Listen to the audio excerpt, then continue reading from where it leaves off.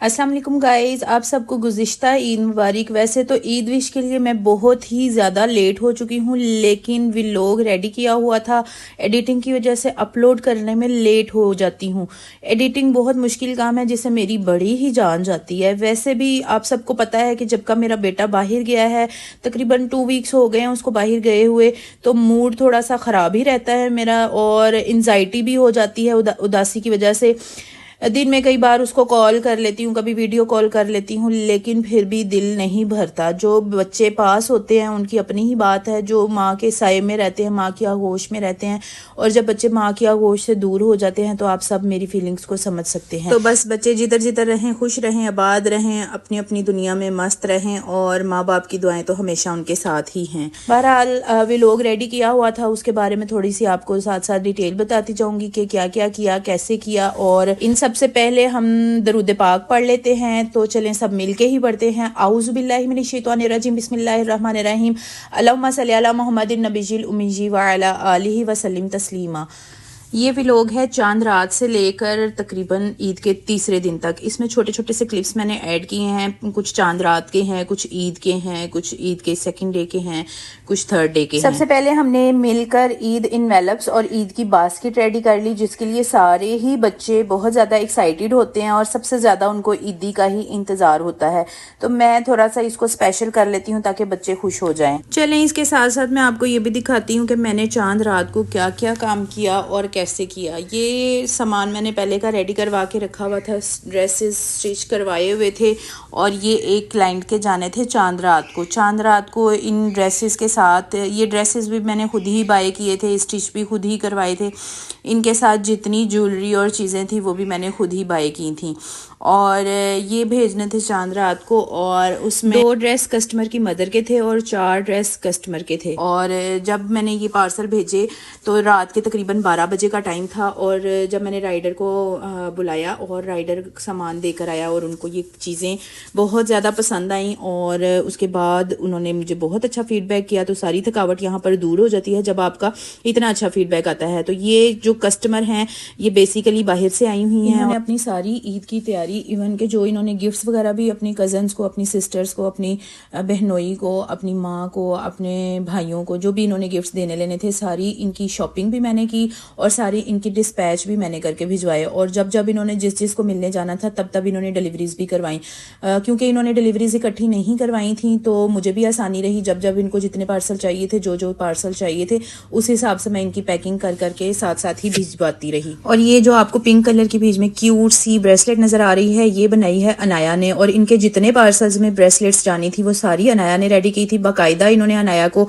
Order किया था कि आपने ये इतनी ब्रेसलेट इतने ड्रेसेस के साथ मैचिंग करके बनानी है, इस कलर की बनानी है, इस साइज की बनानी है, और इस नेम की बनानी है। और अनाया भी अपने इस छोटू से ऑर्डर के लिए बहुत ही ज्यादा एक्साइटेड थी और बड़े शौक से उसने ये ऑर्डर को रेडी किया, और टाइमली उसने मुझे बनाकर दे दी कि आपने अपनी बास्केट्स में ऐड करनी है। जैसा कि आप सब जानते हैं कि अनाया सिर्फ 11 साल की है और वो ये छोटे छोटे कामों में बहुत इंटरेस्ट लेती है, और उसको तकरीबन काफ़ी टाइम से इस चीज़ का शौक था, और काफ़ी चीज़ें उसकी लाई हुई थी, लेकिन चीज़ें कंप्लीट ना होने की वजह से वो ये काम नहीं कर पा रही थी।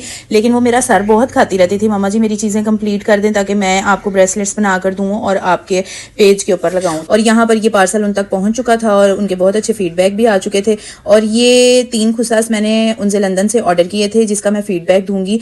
और ना तो ये कोई PR है और ना ही कोई पेड प्रमोशन है, ये जस्ट रियल फीडबैक हैं जो कि मैं आपसे शेयर कर रही हूँ ताकि आप लोगों को भी अगर ऑर्डर करना हो तो आप लोगों के लिए आसानी हो। मैंने इनसे पहले भी 2-3 मरतबा ऑर्डर किया है और इनका डिलीवरी का प्रोसेस भी बहुत अच्छा और स्मूथ है। और दूसरा ये कि इनके जूते भी बहुत कंफर्टेबल हैं, और ये खुसास मटेरियल तो मुझे बहुत ही पसंद आया, तो मैंने कहा मैं आपके साथ भी ज़रूर शेयर करूँगी।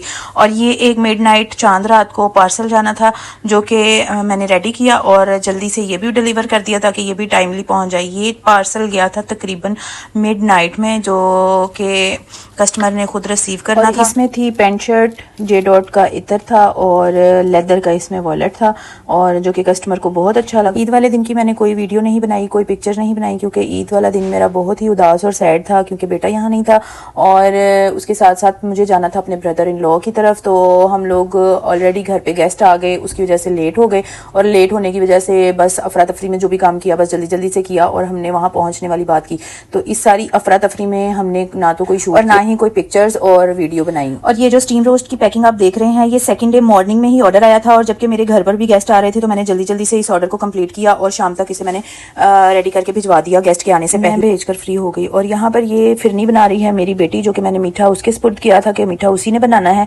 और फाइनली यहाँ पर आ गया ईदी देने का टाइम, जो कि बास्केट्स तैयार की हुई थी और सारे बच्चे इतने एक्साइटेड थे। यहाँ पर इनका मैं आपको शोर भी थोड़ा सा सुनाऊंगी कि ये कितने एक्साइटेड थे और कितना इन्होंने शोर मचाया हुआ था कि जी हमें ईदी मिलने लगी है, हमें ईदी मिलने लगी है। और हमेशा की तरह मैंने इनको लाइन में खड़ा कर लिया, मैंने कहा एक एक करके आते जाओ और फिर अपनी अपनी ईदी अपने, क्योंकि इनके कार्ड्स के ऊपर मैंने नाम भी लिखवाए हुए थे ताकि जिसका जिसका कार्ड है उसको उसको ही मिले।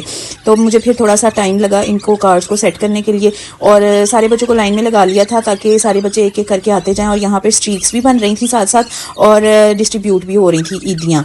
तो सारे बच्चे एक एक करके आ रहे थे और बड़े मज़े से अपने अपने ईदी ले रहे थे, और मैंने भी बड़ा इंजॉय किया। और यहाँ पर थोड़ी सी रौनक भी लग गई और मेरा दिल भी बहल गया, जो कि बहुत ही शदीद किस्म का उदास था। और मुझे वैसे भी 2-3 दिन से बहुत ज़्यादा एंजाइटी हो रही थी, क्योंकि मेरा घर बिल्कुल खाली हो गया बेटे के जाने के बाद। तो मैं बहुत ही ज़्यादा उदास हो रही थी, मुझे 2-3 दिन से बड़ा ही रोना आ रहा था और बड़ी यादें तंग आ रही थी। अभी भी मैं वॉइस ऑफर करते हुए भी मैं इमोशनल हो गई हूँ, क्योंकि घर बिल्कुल खाली हो गया है। और अल्लाह ताला हमारे बच्चों को जिधर जिधर रहें इनको खुशआबाद रखें, अपनी हिफाजत में रखें, और अल्लाह ताला इनकी हर कदम पे इनके लिए आसानियाँ करें और इनके लिए शैतान के शर से इनको महफूज रखें और इनको हर किस्म की अलाव बलाओं से महफूज रखें। आमीन या रब्बुल आलमीन। यहाँ पर हम अम्मी को भी बहुत मिस कर रहे थे, क्योंकि अम्मी भी भाई को मिलने के लिए बाहर गई हुई हैं और उनकी कमी भी कोई पूरी नहीं कर सकता, क्योंकि जो दुनिया से चले जाते हैं वो तो खला खला ही रहता है, उनकी कमी कोई भी नहीं पूरी कर सकता।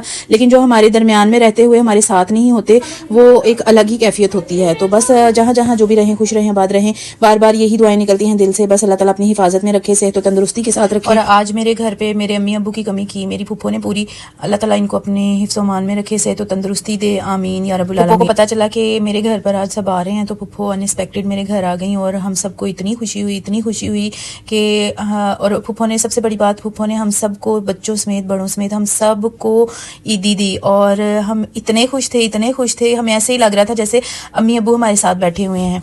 और यहाँ पर मेरा ये छोटा सा व्लॉग खत्म होने वाला है। हमेशा की तरह एंड पर आपको यही कहूँगी कि एक दूसरे को खुश रखें, खुशियाँ बांटें, अल्लाह ताला आप सबको अपनी हिफाजत में रखे, और मेरे पेज को, मेरे चैनल को लाइक करें, सब्सक्राइब करें, और आने वाली हर नई वीडियो ताकि आप तक सबसे पहले पहुँचे। और फीडबैक ज़रूर दिया करें, कमेंट करके ज़रूर बताया करें कि मेरी वीडियोस आपको कैसी लगती हैं और आइंदा आपको किस किस चीज़ की रेसिपी की ज़रूरत है। और यहाँ पर मैं व्लॉग का एंड करने से पहले एक मरतबा फिर कहूँगी कि जब ईदें होती हैं तो जाने वालों की कमियाँ बहुत ज़्यादा हो जाती हैं।